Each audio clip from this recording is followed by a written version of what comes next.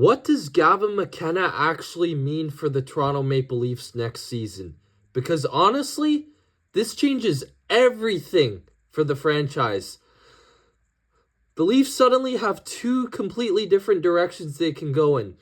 For option one, you blow it all up. You trade the core veterans, move off the win now era, and fully build around the young future of Gavin McKenna, Matthew Knies, and Easton Cowan. And look, there is logic behind that. McKenna is viewed by most scouts as a franchise-changing talent and the projected number one pick in the 2026 this year's draft. He's the type of player you build an organization around for the next 15 years. So naturally, people are going to ask, should the Leafs just reset everything around him? But here's the problem. Toronto doesn't own a bunch of first-round picks over the next few years. So even if they trade away Matthews, Nylander, Tavares, Riley, or other veterans and the core, they can't really do a proper rebuild. They can't tank the way Chicago did for Bedard. They can't bottom out and stack elite prospects every year. That window is gone. Thanks to Treveling and the other management. So if you trade the core, you're basically forcing yourself into a retool anyway. Except now you're weaker, less experienced, and putting massive pressure on an 18-year-old Gavin McKenna immediately.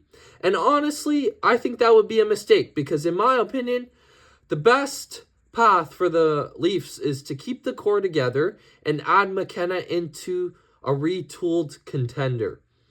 Keep Austin Matthews, keep William Nylander, keep John Tavares, keep Morgan Riley, especially because, all of these guys, like all of these guys have no trade clauses anyway, making a full tear down unrealistic. Instead make smart offseason moves, change the depth, improve the defense, get tougher to play against, fix the goaltending if needed, make smaller trades around the edges instead of, rebuilding and, starting from scratch and tearing down the entire roster. Because don't forget, most people don't remember, Leafs, even though Leafs were last this season, they were first the season before. So then you bring Gavin McKenna into a team that already has elite talent around him. Imagine McKenna learning from Matthews. Imagine the pressure being lower because he doesn't have to carry the franchise instantly. Imagine a top six with Matthews, Nylander, Knies, McKenna, and Cowan developing into a bigger role.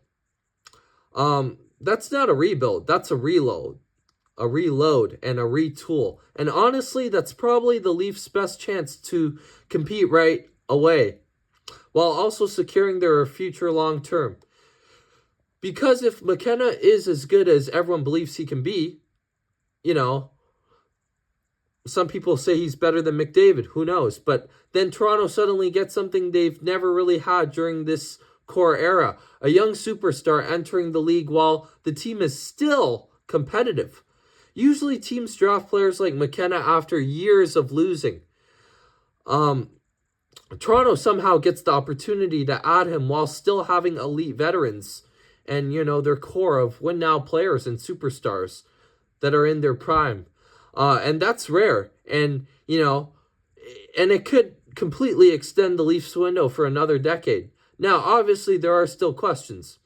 Will McKenna step into the NHL immediately? Will the Leafs actually keep the core together? Could they move one big contract instead of multiple?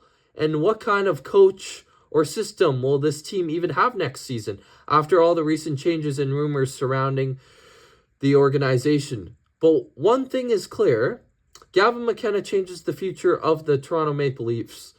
The only question now is whether Toronto panics and forces a rebuild, or finally finds the perfect balance between winning now and building for the future.